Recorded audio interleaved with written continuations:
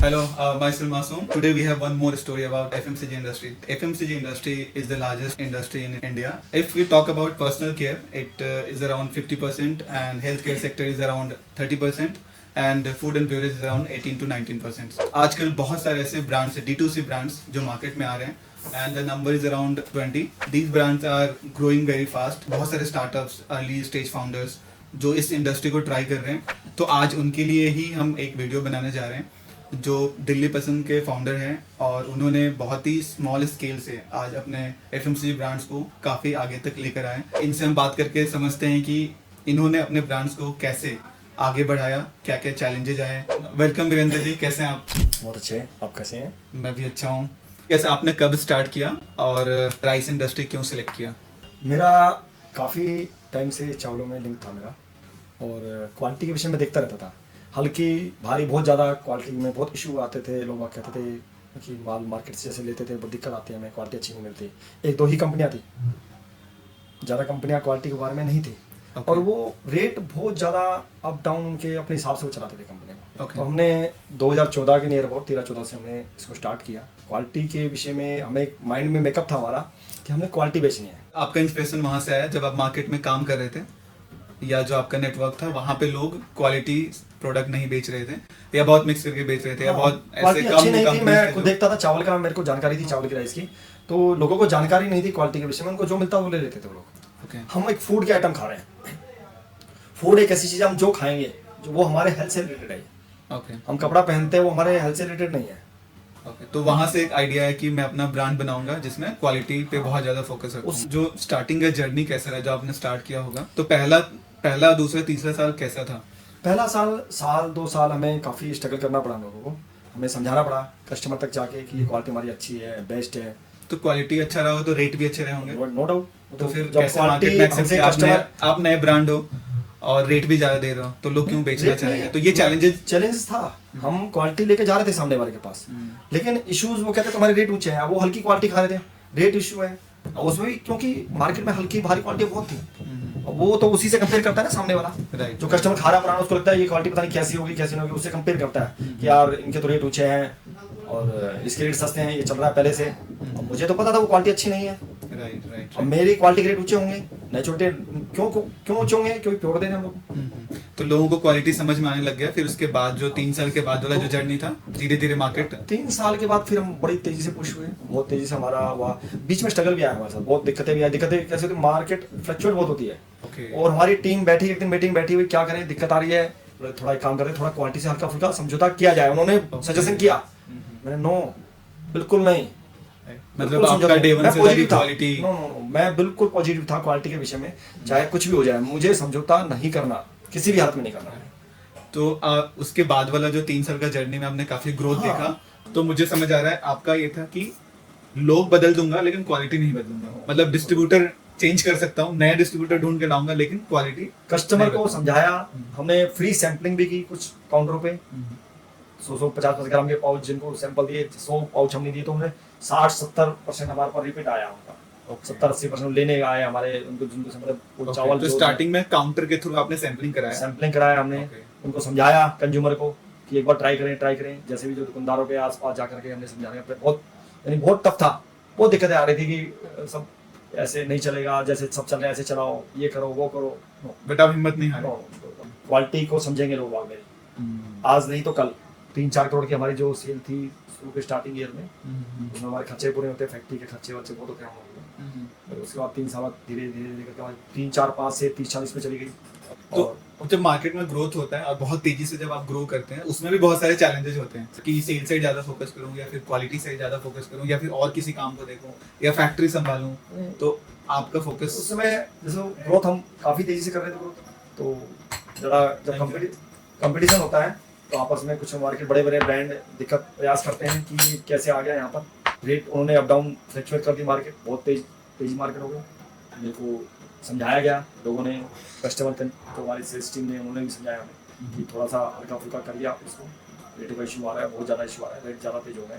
मैं कोई बात नहीं, आज थोड़े टाइम कम बेच लेंगे हम लोग काम, लेकिन समझौता नहीं करेंगे। तो मुझे एक चीज़ और समझना है, जो आप कह रहे हो कि जब आपका ग्रोथ आ रहा था, फिर चैलेंजेस आ रहे थे, फिर क्वालिटी आपका इधर उधर हो रहा था, फिर रेट वाला प्रॉब्लम था, तो इसको कैसे सॉल्व किया? तो हमने फिर सिरसा ही प्रोजेक्ट लगाया हम लोगों ने, Okay. और वहाँ पर फिर हमारा पूरा टोटली क्वालिटी, अब हम आज के समय में वहाँ पानी से रिलेटेड एक यानी पानी की भी क्वालिटी हम चेक करते हैं। एक बात समझिए, Okay. कोई भी राइस फैक्ट्री वाला पानी की क्वालिटी को चेक नहीं करता ज्यादातर, वो कैसा पानी लगा रहा है क्या नहीं किसी, लेकिन मैं पानी की क्वालिटी को भी चेक करता हूँ। वहाँ सिस्टम लगा रखा है पानी का भी, आरओ लगा रखा हम लोगों ने। मतलब आपका डे वन से ही फोकस था कि क्वालिटी मेंटेन करना है, और क्वालिटी आप ये आपके काम में समझिए, था। जो हमारी 3 से 4 करोड़ रुपए की सेल 2-3 साल में थी, वो हमारी 30-40 की करोड़ की सेल हमारी अगले 3 साल पहुंची 40-50 में, 60 में। हो सकता है आने वाले 2-3 साल में आप 500 करोड़ कर लें। वो हमारा टारगेट है, 400-500 का इस साल का टारगेट हम लेके चल रहे हैं इस चीज को। Okay. अब आ जाएगी सेल, क्योंकि अच्छी डिमांड आ रही है हमारी क्वालिटी। ओके, अब लोगों को पता लग गया, अवेयरनेस हाँ। काफी हो गया। Try करिए। और किस एरिया में बेचना है वो कैसे डिसाइड करते थे? रैंडम कहीं भी, या फिर आपने देखा दोनों कि एक एरिया में एक पर्टिकुलर पहले सिस्टम, एक एरिया से- एक एरिया से जैसे एक दुकानदार को बना दिया हम लोगों ने, जैसे कापा चरल बना दिया। एक तो एक ये बंदा- डिसाइड कैसे करते थे किस एरिया में पहले जाना? कस्टमर देखते हैं कैसा है, अच्छा है, मेहनत कर लेगा, थोड़ा सा प्रयास करते हैं उसको समझाने का, थोड़ा सा वो हम- ओके, अच्छा, आपका पहला फोकस था कि जो आपका डिस्ट्रीब्यूटर वो मेहनत करने के लिए तैयार है या नहीं आपके साथ। जी जी। मतलब आपके दिमाग में सबसे ज्यादा ये होता था कि जैसे आपने 10 लोगों से मिला, उनमें से पहले उनको स्टार्टिंग में तो हम समझाते थे उनको, दिमाग से जैसे भी समझा के उनको रखवा देते थे, उनको मालूम आप बेचिए, फोकस करिए।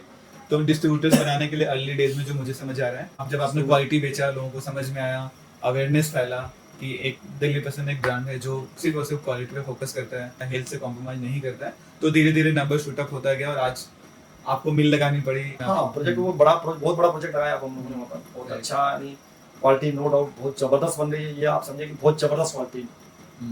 तो आप लोग देख सकते हैं कि जो फर्स्ट 3 इयर्स बहुत चैलेंजिंग था, जहाँ पे इन्होंने सिर्फ 3 से 4 करोड़ का सेल किया। उसके बाद का जो 3 साल था, वहाँ पे इन्होंने 30 से 40 करोड़ का सेल किया। इनका एक मेन ही गोल था कि हमें अपने क्वालिटी से कॉम्प्रोमाइज बिल्कुल भी नहीं करना है।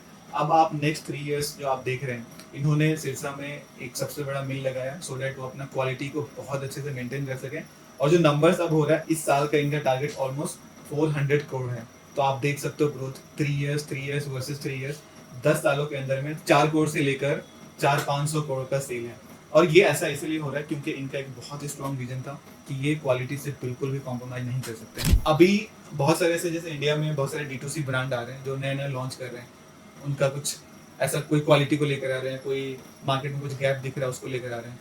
तो मतलब इन सारे फाउंडर्स को आप क्या सजेशन देना चाहेंगे जो बहुत स्टार्टिंग कर रहे हैं, उनको क्या आप सजेस्ट करना चाहेंगे? मैं सबको एक ही बात कहूँगा, जो भी आप विजन लेकर के आए, आंधी तूफान सब कुछ आएगा, आप अपनी चीज पर कायम रहिए, स्टैंड पॉजिटिव रहिए, ओके, एक दिन कामयाबी जरूर मिलेगी। ओके, मेहनत करिए, आप अपने स्टैंड से पीछे कभी मत। ठीक है। तो ये चीजें बहुत इंपॉर्टेंट हो जाता है, लोगों को समझ नहीं है। जैसे मैं कोई काम कर रहा हूँ या बहुत सारे फाउंडर से काम कर रहे हैं, तो उनको समझ नहीं आता कि मैं जो कर रहा हूँ सही है गलत है, ये कितने दिन तक और करना है, कब इससे आगे बढ़ाना है, कब इसको छोड़ना है। तो ये आपको कब रियलाइज हुआ कि नहीं यार, मुझे लग रहा है और फाइट मारना चाहिए? स्टार्टिंग में आप गए, लोग आपका बात नहीं सुन रहे थे, लोग आपको मना कर रहे थे, तो वो कब डिसाइड करना चाहिए? इस पे कुछ आपका कोई?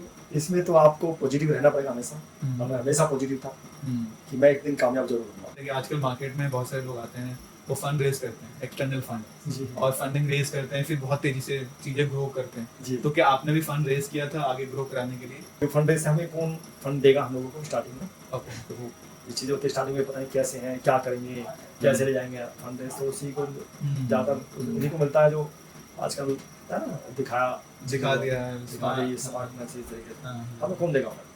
तो हमें तो खुद से ही करना पड़ता है। अगर हमारे पास होता तो बहुत बहुत बहुत तेजी कर सकते थे हम लोग, ओके, ओके। लेकिन अब चीज़ें क्या चेंज हो रही है। अच्छा, इस इंडस्ट्री में एक और चीज समझना है कि मैंने सुना कि एफएमसीजी इंडस्ट्री में क्रेडिट बहुत इंपॉर्टेंट चीज है, कि सामान क्रेडिट पे देना पड़ता है। तो अभी आप लोग भी कैसे, मतलब क्रेडिट कैसे मैनेज करते हैं, कितने दिन का क्रेडिट देते हैं, या फिर क्रेडिट को मैनेज करने के लिए आप लोग कहीं बैंक से कुछ लेते हैं, या फिर ये पूरा सिस्टम कैसे मैनेज करते हैं? FMCG में जो गवर्नमेंट का सपोर्ट रहता है, हमें बैंक से सपोर्ट रहता है, लिमिट वगैरह बन जाती है हम लोगों को, ओके। और उससे हम करते हैं, फिर 10-15 दिन देते हैं, हम लोग करते हैं। जैसे इंडिया में आप देख रहे हो कि टेक्नोलॉजी एडॉप्शन बहुत बढ़ रहा है, जितने भी नए नए ब्रांड्स आ रहे हैं वो टेक्नोलॉजी का बहुत हेल्प ले रहे हैं। बट जो एग्जिस्टिंग जो ब्रांड्स है, जैसे आपकी ब्रांड्स है जो आप इतना फास्ट या तेजी से आप ग्रो कर रहे हैं, बट उसके बाद भी मुझे लगता है कि टेक्नोलॉजी में कहीं ना कहीं जो इंडियन एसएमईज है, जो स्मॉल मीडियम इंटरप्राइजेज हैं, वो शायद कहीं ना कहीं लैग कर रहे हैं। तो अभी आप लोग कितने ओपन हैं, या टेक्नोलॉजी को लेके आपके दिमाग में क्या चलता है? आजकल टेक्नोलॉजी का ही ज़माना है, और हमें ग्रोथ के लिए टेक्नोलॉजी अडॉप्ट करनी ही पड़ेगी। ओके, हमें सेल बढ़ाने के लिए टेक्नोलॉजी का ही ज़माना है और हमें वो करना ही पड़ेगा, हमें समय के अनुसार चलना ही पड़ेगा।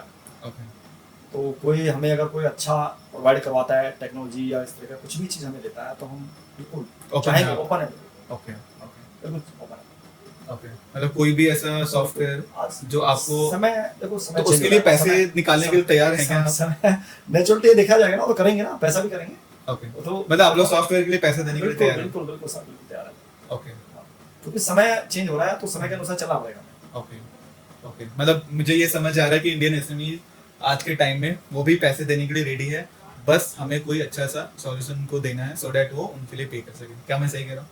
बिल्कुल। Okay thank you so much Virendra ji.